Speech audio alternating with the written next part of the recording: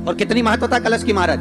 जिनके घर में ज्यादा रोग हो, बीमारी हो, ज्यादा तकलीफें आ रही हो, कष्ट बढ़ रहा हो, बीमारियां बढ़ रही हो, या भय लग रहा हो, डर लग रहा हो, हृदय चित्त में कहीं ना कहीं आपको भय का भान हो रहा हो, तो एक लोटा पानी एक कलश में जल भर कर रख लीजिए और रात भर उसको रखे रहने दो। नवरात्र चल रहा है, उस कलश को रात भर रखकर सुबह सुबह उस कलश में एक बेलपत्र डालकर उस जल को नीम के पेड़ के नीचे, जहां नवरात्रि में नीम के पेड़ के नीचे सारी विद्याएं, आद्य शक्तियां, सारी देवी उस नीम के पेड़ के नीचे विराजमान रहती हैं। उस कलश में एक बेलपत्र डालकर रात भर रखकर उस जल को पूरे घर में घुमाकर उस नीम के पेड़ के नीचे समर्पित कर दीजिए महाराज। घर में भय लगना बंद हो जाएगा, कोई बड़ी बीमारी आपको घेरेगी नहीं और उस बीमारी से, उस रोग से आप मुक्त रहेंगे। उस बीमारी से, उस रोग से आप मुक्त पाएंगे। वो बीमारी आपको घेर कलश का मां जगतजननी की आराधना, जगदम्बा की उपासना। नवरात्रे में 9 दिन में से कोई एक दिन ऐसा ले लो जिस दिन कन्याओं का भोजन कराओ,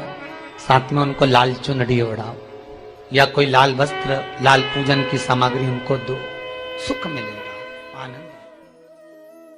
चैत्री नवरात्रि का 5वां दिन रहा और मान लो कि आपके घर में किसी बच्चे की, लड़के की या लड़की का या मंगल विवाह नहीं हो रहा हो या शादी नहीं हो रही हो। ये देवी भागवत का संवाद है, बहुत ध्यान देना महाराज।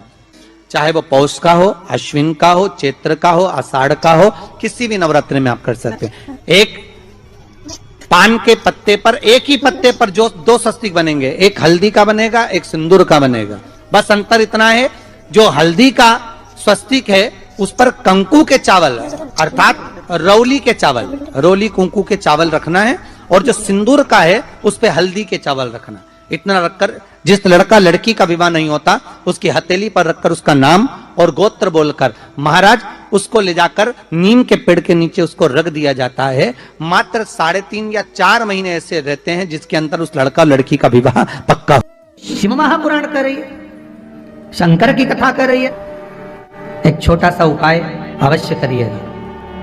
मान लो आपको लग रहा है कि आपके घर में पितृदोष है, आपको ऐसा महसूस होता है, तो किसी भी नवरात्रि के पहले जो अमावस्या पड़ती है, चावल की कटोरी में एक कपूर का टुकड़ा रख दीजिए महाराज, छोटा सा, और कपूर का टुकड़ा रखकर उस कपूर को दरवाजे के बाहर कटोरी में ही, चावल रखी हुई कटोरी में ही उसको पितरों का स्मरण कर कर जला दीजिए।